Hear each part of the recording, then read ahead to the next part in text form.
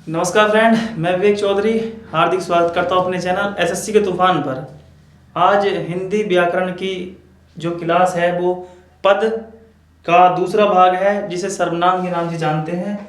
तो क्लास का नाम है सर्वनाम।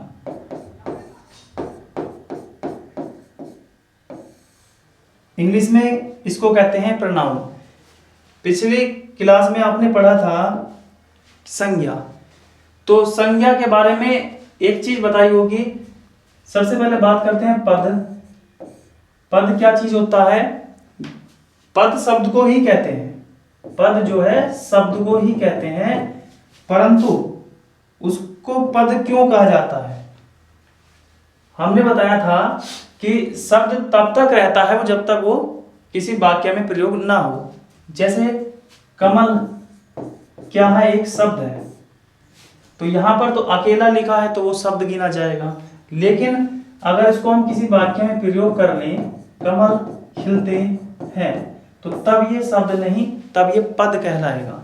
ठीक है। तो पद दो प्रकार के होते हैं, जैसे कि विकारी या अविकारी, दो तरह के हो सकते हैं। और विकारी में क्या चीज आते हैं?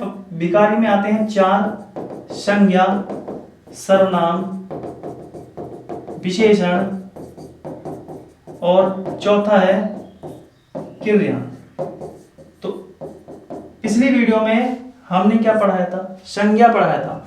तो संज्ञा क्या विकारी होते हैं? विकारी शब्द क्या होते हैं? वे शब्द जो लिंग, वचन, कारक या काल इनमें से किसी की भी दृष्टि से वो परिवर्तित हो जाएं। जो शब्द जिस शब्द का जैसे पुल्लिंग है उसका स्त्रीलिंग बन जाए, एक वचन है तो बहुवचन हो जाए, या वो किसी कारक की दृष्टि से चेंज हो जाए, तो विकारी शब्द कहलाते हैं। जैसे संज्ञा में बताया था कि एक लड़का है। संज्ञा कैसी संज्ञा है? ये जातिवाचक है, लड़का है ना। और लड़का का जेंडर अगर चेंज करेंगे तो वो लड़की बन जाएगा, और इसका यदि वचन चेंज करेंगे तो वो लड़के हो जाएगा, बहुवचन। तो इससे क्या स्पष्ट हुआ? इससे स्पष्ट हुआ कि संज्ञा विकारी शब्द होता है। अब बात करते हैं कि सर्वनाम की। क्या सर्वनाम भी विकारी होते हैं? हाँ, ये भी विकारी शब्द होते हैं। जैसे कि हमने सर्वनाम ले लिया, हमने मैं।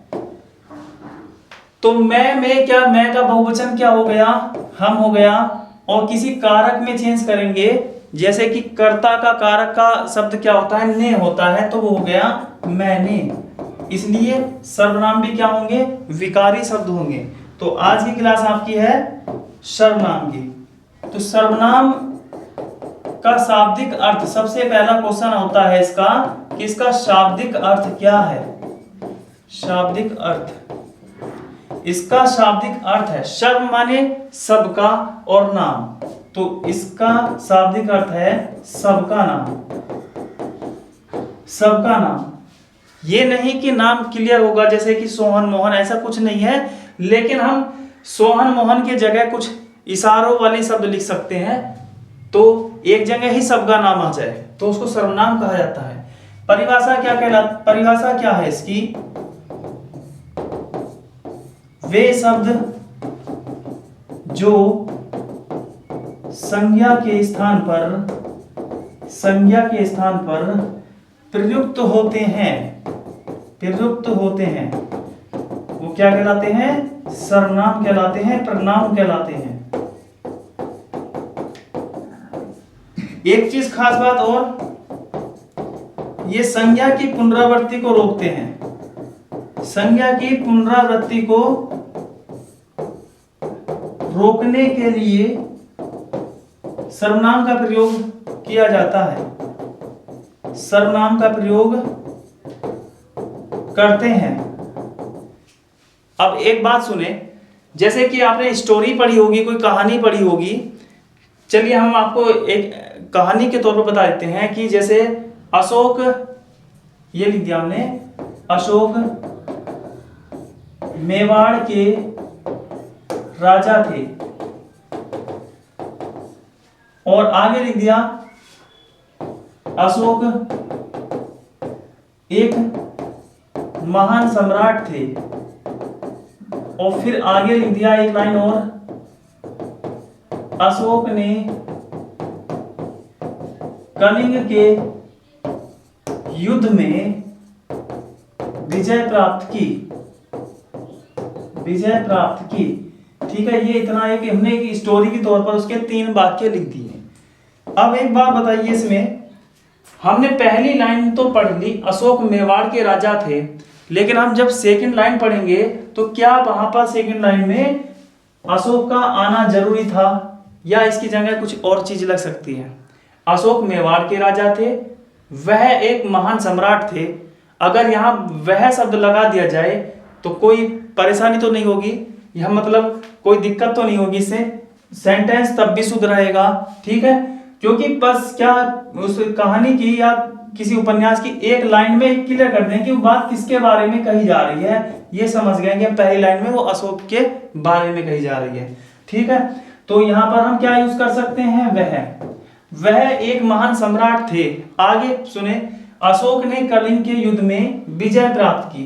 तो अगर हम यहाँ अशोक का प्रयोग ना करें, अशोक क्या है, संज्ञा है, व्यक्तिवाचक। ठीक है, तो अशोक की जगह क्या लगा सकते हैं, उसने लगा सकते हैं या उन्होंने लगा सकते हैं, क्योंकि उसने क्या होता है एक वचन के लिए कर सकते हैं, किसी को भी कह सकते हैं, लेकिन हम सम्मानजनक अगर कहें तो उनको उन्होंने कहेंगे या उसने भी कह सकते हैं। ठीक है, तो उन्होंने कलिंग के युद्ध में विजय प्राप्त की। तो आपको समझ में आ गया होगा कि वे शब्द जो संज्ञा के स्थान पर प्रयुक्त होते हैं सर्वनाम कहलाते हैं। इसमें संज्ञा क्या थी, अशोक थी, और अशोक की जगह कहीं पर तो वह प्रयोग हो रहा है, कहीं पर उन्होंने प्रयोग हो रहा है, तो ये वह और उन्होंने क्या हो जाते हैं, सर्वनाम हो जाते हैं। ठीक है, आगे संज्ञा की पुनरावृत्ति को रोकने के लिए सर्वनाम का प्रयोग करते हैं। देख लीजिए, अशोक को कितनी बार लिखा जा रहा था, तो इसके बार बार ना आ जाने के कारण ही हम उनका सर्वनाम का प्रयोग करते हैं, कि जिससे संज्ञा की बार बार पुनरावृत्ति ना हो। ठीक है, आप ये समझ गए होंगे। चलिए अब सर्वनाम के भेद बात करते हैं। अब आपने सर्वनाम को पढ़ा होगा, कहीं पर बताया जाता है कि सर्वनाम के 2 भेद हैं, कहीं पर बताया जाता है कि 6 भेद हैं। तो इसके आज क्लियर कर लेते हैं कितने भेद हैं।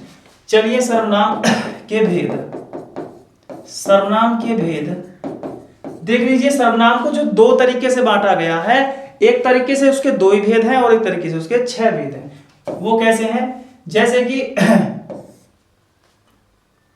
रचना के आधार पर, या उसको उत्पत्ति भी कह सकते हैं, रचना के आधार पर, और दूसरा कह सकते हैं प्रयोग के आधार पर, जिसको हम व्याकरण भी कहते हैं। व्याकरण या प्रयोग के आधार पर सर्वनाम कितने कितने तरीके के होते हैं। तो रचना के आधार पर सर्वनाम होते हैं 2 प्रकार के, और प्रयोग के आधार पर होते हैं 6 प्रकार के। नॉर्मली जो क्वेश्चन आता है वो इधर अधिकतर ये आता है कि सर्वनाम के कितने भेद होते हैं, आप उसका आंसर 6 ही लगाना। लेकिन अगर क्वेश्चन में लिखा है कि रचना के आधार पर लगाएंगे तो 2 प्रकार के, और प्रयोग के आधार पर पूछे जाएं तो 6 प्रकार के। तो कौन कौन से सर्वनाम होते हैं, पहले उनकी संख्या या उनका नाम लिख लेते हैं। सबसे पहला होता है मौलिक, रचना के आधार पर बात करते हैं, मौलिक सर्वनाम।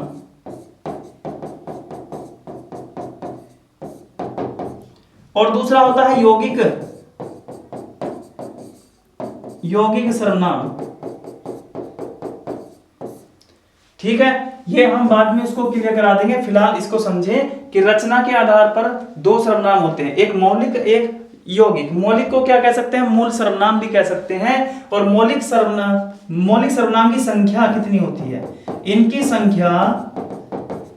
संख्या 11 होती है, 11 होती है। वन विभाग परीक्षा 2018 में 2 क्वेश्चन जस्ट लगातार आए थे, उसमें पहले प्रश्न में पूछा था कि सर्वनाम की संख्या कितनी होती है। उसमें 6 विकल्प भी था और उसमें 11 विकल्प भी था। तो उसमें सर्वनाम की संख्या पूछी गई थी, सर्वनाम शब्द कितने होते हैं, तो उसका आंसर है 11। और सर्वनाम के भेद पूछे जाए तो तब उसका आंसर 6। और यदि लिखा जाए कि रचना या उत्पत्ति के आधार पर लिखे जाए तो तब क्या कहेंगे, 2 प्रकार के होते हैं। चलिए अब इनकी संख्या लिख लेते हैं, कौन कौन से सर्वनाम होते हैं। तो पहला है इनमें, जैसे कि कौन कौन से सर्वनाम शब्द होते हैं, मैं हो गया, एक होता है तू, एक होता है आप, और दो होते हैं यह और वह, यह वह, एक दो होते हैं जो और सो, जो और सो। कितने हो गए? दो, दो चार, दो छह और सात। सात कौन और क्या, कौन और क्या, मैं तुम आप, यह वह, जो सो, कौन क्या, और दो बचे हैं कोई या कुछ, कोई या कुछ। ठीक है, तो इन सर्वनाम संख्या आपको पता होनी चाहिए कि सर्वनाम टोटल की इनकी संख्या 11 होती है। तो मैं, आपने पढ़ा होगा कि हम भी एक सर्वनाम है, परंतु वो क्या होता है, वो मैं का एक वचन होता है। देखो मैं अकेला हूं तो अपने आप को मैं कहूंगा, लेकिन मेरे साथ में कोई और आ जाए तो तब हम उसको हम कहेंगे। तो हम जो है वो मैं का बहुवचन रूप है। अब तुम भी होता है तो हम इस तू की जगह क्या प्रयोग कर सकते हैं, तुम प्रयोग कर सकते हैं, है ना, क्योंकि तू थोड़ा सा गंदी लैंग्वेज वाला शब्द हो गया, लेकिन तुम जो है वो सम्मानजनक वाला शब्द हो गया। ठीक है, आपको हम क्या कह सकते हैं, जैसे कि अपने आप निजी है ना, निजी तौर पर आता है ये। तो यह और वह, ये दो सर्वनाम क्या है, ये दो सर्वनाम। चलिए हम आपको एक क्लियर कसम समझाते हैं कि देखिए ये तीन तो आपने समझ लिए होंगे कि मैं और तू और आप में क्या होता है, निजीपन झलक रहा उसमें, कि जैसे अपने आप को कहा जा रहा है निजी, है ना, निजवाचक सर्वनाम, इससे निजवाचक सर्वनाम होता है। यह वह क्या होता है, यह और वह एक निश्चित सर्वनाम में होते हैं। जय, जो और सो, ये संबंध को प्रकट करते हैं, जो और सो। जैसे जो करेगा सो भरेगा, तो उसमें आपस में सेंटेंस में एक संबंध सा स्थापित होता है। कौन और क्या, ये तो आप सभी जानते हैं, ये प्रश्नवाचक होते हैं। और कोई और कुछ, तो बताइए इसमें कि कोई चीज कंफर्म है क्या, नॉट कंफर्म है, मतलब अनिश्चयवाचक है। तो ये होते हैं मौलिक सर्वनाम जिनकी संख्या 11 होती है और ये शब्द होते हैं। बात करते हैं यौगिक सर्वनाम क्या होते हैं। देख लीजिए यौगिक क्या होता है, जब जो चीज दो या दो से अधिक से मिलकर बनती है उसको यौगिक कहा जाता है। अर्थात इसकी डेफिनेशन क्या होगी,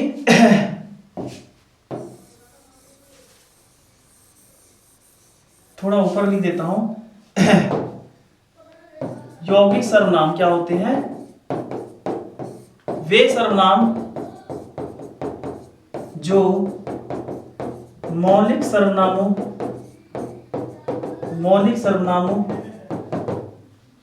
के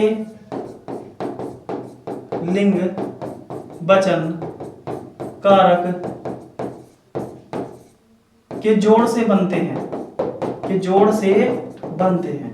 चलिए इसका एग्जाम्पल देते हैं हम आपको, क्योंकि अभी मैंने बताया है कि मैं एक और हम दोनों सर्वनाम होते हैं और मैंने इसमें हम नहीं लिखा, तो ये जो 11 लिखे हैं ये होते हैं मूल। ठीक है, लेकिन इन्हीं से मिलकर बनते हैं यौगिक। अब यौगिक तो काफी सारे होंगे, उनकी तो कोई संख्या निर्धारित है नहीं है। जैसे कि एक सर्वनाम है मैं, ये क्या हो गया, एक मूल सर्वनाम हो गया। ठीक है, एक हो गया वह, ये दो पर इनको समझ में आ जाएगा। तो मैं है, और यदि चलो लिंग भी छोड़ें, वचन भी छोड़ें, लेकिन कारक को देख लीजिए, इसमें समझ में आ जाएगा आपको। कारक, कर्ता कारक है ना, कर्ता का शब्द क्या होता है, ने। अगर उसमें हमने कर्ता का कारक का शब्द इसमें जोड़ दिया तो क्या बन जाएगा, मैंने बन जाएगा। ये हो गया मैं सर्वनाम का कर्ता कारक से जोड़ हो गया, है ना। कर्ता के बाद आता है कर्म, तो कर्म कारक का क्या चिन्ह है या क्या शब्द है, उसका को होता है, कर्म को। तो अब इसमें लिख लीजिए हम उसको मैं को। क्या ये कोई शब्द होता है कि मैं को वो चीज दे दीजिए, नहीं ना, तो उसको हम कहेंगे मुझको, तो ये बन जाएगा मुझको। ऐसे ही करण से आता है तो वो आ जाएगा मुझसे।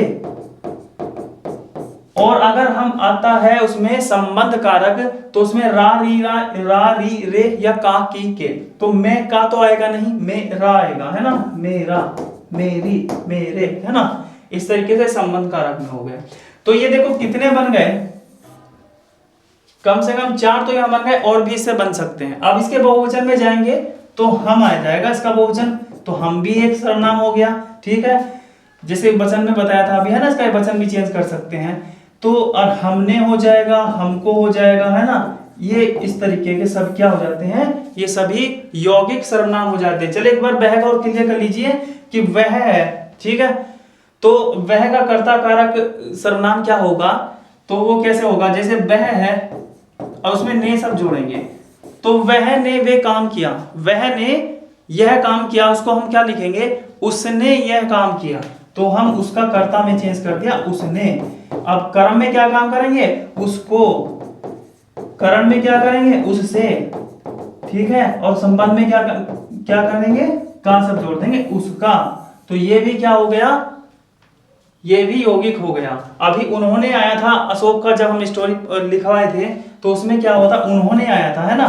तो उन्होंने, उनको, उनसे, ठीक है, ये वचन इसका बहुवचन हो गया। चलिए यौगिक सर्वनाम भी आपके कंप्लीट हुए।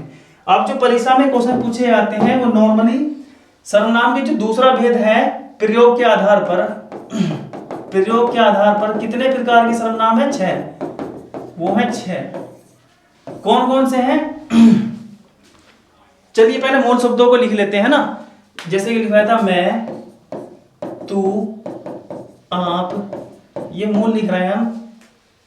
फिर है यह वह, जो सो, कौन क्या, कौन क्या, कोई कुछ, कोई कुछ, ठीक है। तो कितने हो गए, 3 3 6 और 3 8 9 और सॉरी 11 ही हो गए, है ना। तो इसमें हम बात करते हैं, ये सर्वनाम 6 प्रकार के होते हैं। कौन कौन से होते हैं, तो आप या तो नॉर्मल इसको 6 वैसे तो याद हो जाते हैं, लेकिन फिर भी एक इसकी ट्रिक लिख लेना। ट्रिक इनकी याद करने की ये है, अनाप शनाप, कहते हैं कि उसने अनाप शनाप बोल दिया, है ना। तो अनाप शनाप से हम क्या काम करेंगे, पहला जो होता है वो इस आधार पे ऐसे बनता है, मतलब अनिश्चयवाचक हुआ, वो हुआ अनिश्चयवाचक सर्वनाम। दूसरा क्या हुआ, न से, वो हुआ निश्चयवाचक सर्वनाम, निश्चयवाचक सर्वनाम। तीसरा क्या होता है, पै से, वो होता है प्रश्नवाचक,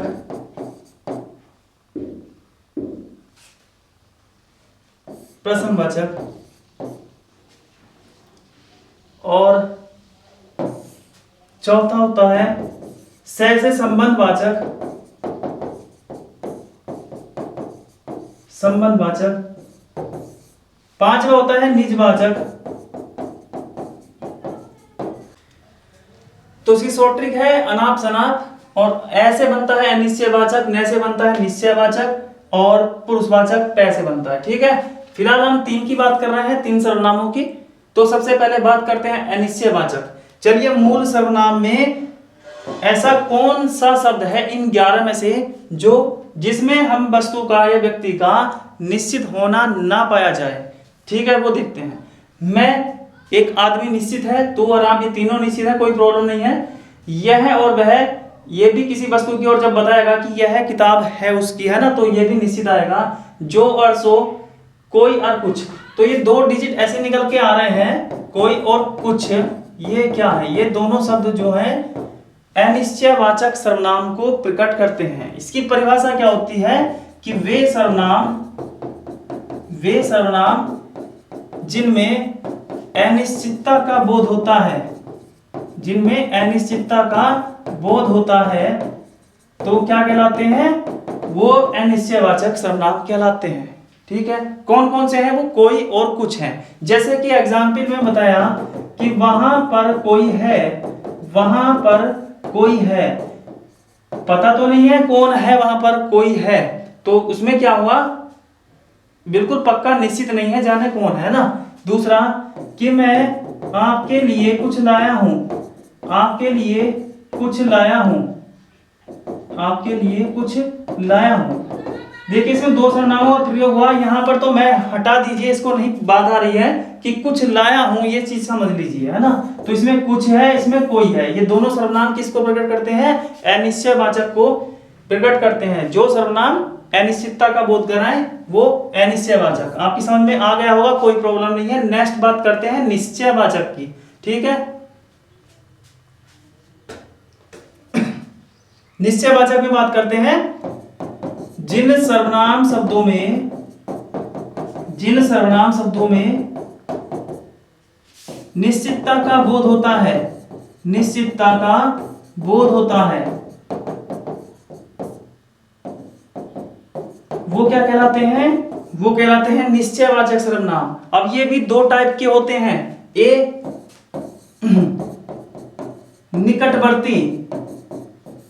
निकटवर्ती निश्चयवाचक सर्वनाम और दूसरा होता है दूरवर्ती निश्चयवाचक। चलिए वो शब्द कौन से हैं जो निकटवर्ती में आएंगे? अब इसमें सबसे पहले दो कौन से हैं वो सर्च कर लीजिए, देख लीजिए कौन से हैं निश्चयवाचक में। यह और वह आते हैं। अब इसमें कौन सा निकटवर्ती है, कौन सा दूरवर्ती है? यह जो है वो निकटवर्ती वस्तुओं के लिए लगा जाता है कि यह पुस्तक मेरी है, यह पुस्तक उसकी है, यह एक पुस्तक है ना। तो जब आपके पास या आसपास कोई पुस्तक रखी होगी तब उसको यह कहेंगे, लेकिन अगर वो दूर रखी होगी तो वो क्या कहेंगे? उसको दूर को कहेंगे वह एक पुस्तक है ना। तो निकटवर्ती के लिए क्या आ जाएगा? यह कैसा सर्वनाम है? निकटवर्ती का निश्चयवाचक सर्वनाम है। और इसका बहुवचन क्या होता है? ये, तो ये भी इसमें ही आएगा, है ना। अब दूरवर्ती में कौन सा आएगा? वो आएगा वह, और उसका बहुवचन क्या होता है? वे। तो वह और वे कैसे सर्वनाम है? वो दूरवर्ती निश्चयवाचक सर्वनाम है। वाक्य प्रयोग कैसे, किस तरीके से क्वेश्चन आता है? ये सभी कारें हैं, तो इसमें किस तरह का सर्वनाम है? तो यह और ये जो होते हैं वो निश्चयवाचक में होते हैं, इसलिए निकटवर्ती निश्चयवाचक आप कह सकते हैं। लेकिन प्रश्न में ज्यादा से ज्यादा इतना आ सकता है कि निश्चयवाचक है, यह निश्चयवाचक है। लेकिन फिर भी इसको भी ध्यान दे लीजिए कि जो निकटवर्ती को दर्शाए वो निकटवर्ती, और जो दूरवर्ती को दर्शाए वो दूरदर्शी। अब बात करते हैं पुरुषवाचक सर्वनाम की। पुरुषवाचक सर्वनाम, तो पुरुषवाचक सर्वनाम को कैसे याद करोगे? तीसरा है पुरुषवाचक सर्वनाम, वे सर्वनाम जो व्यक्ति प्राणी की जगह प्रयुक्त होते हैं, तीन प्रकार के होते हैं, ये भी तीन प्रकार के होते हैं। पहला होता है उत्तम पुरुषवाचक, दूसरा होता है मध्यम पुरुषवाचक, और तीसरा होता है अन्य पुरुषवाचक।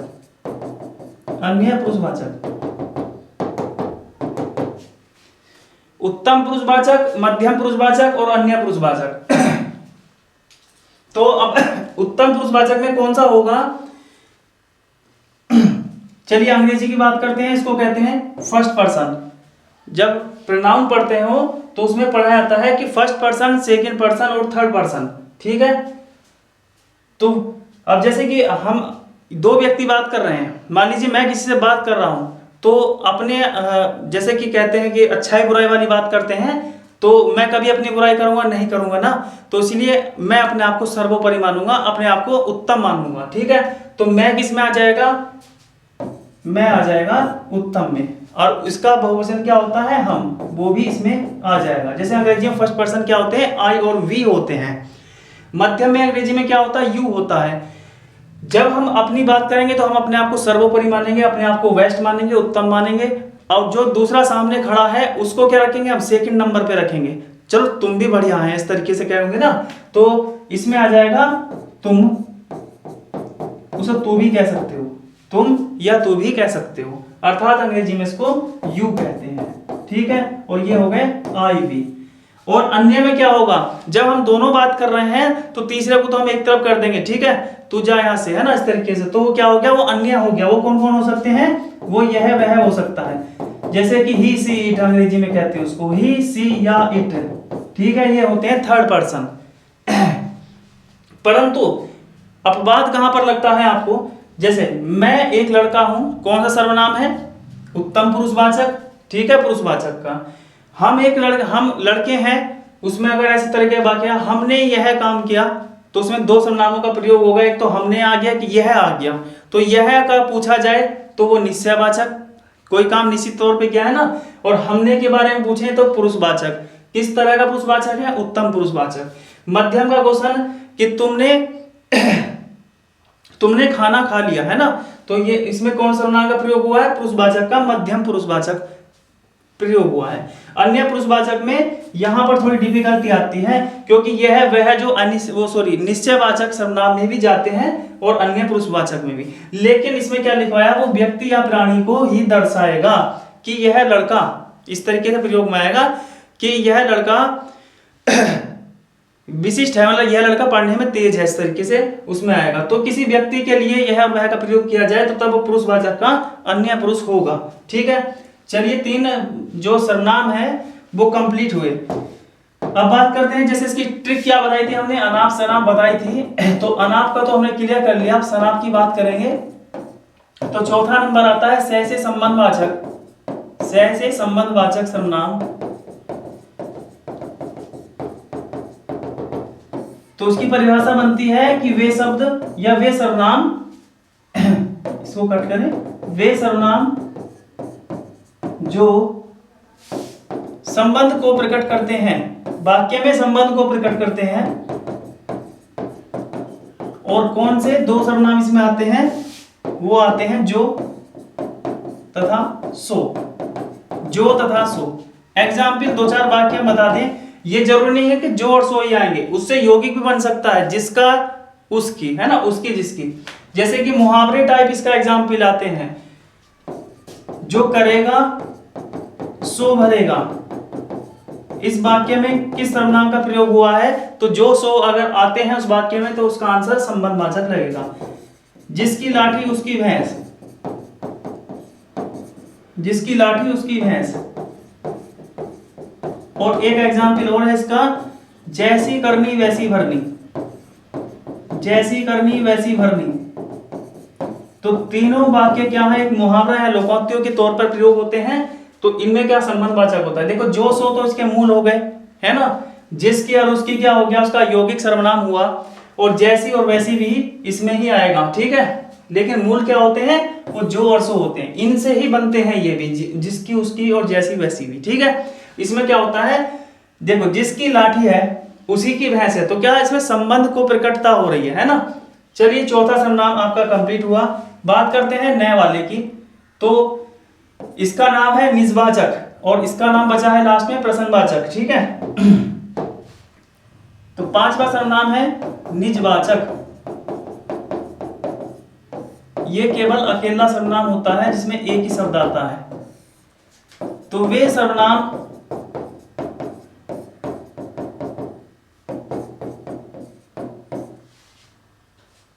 जो निश्चित को दर्शाते हैं, अर्थात स्वयं, खुद, अपने आप, ये सब वाक्य में आ सकते हैं उसमें। ठीक है, क्योंकि निज माने होता है अपना, अपनेपन को प्रकट करेंगे कि यह काम हम स्वयं कर लेंगे, इस तरीके से। ठीक है, जैसे एग्जाम्पल,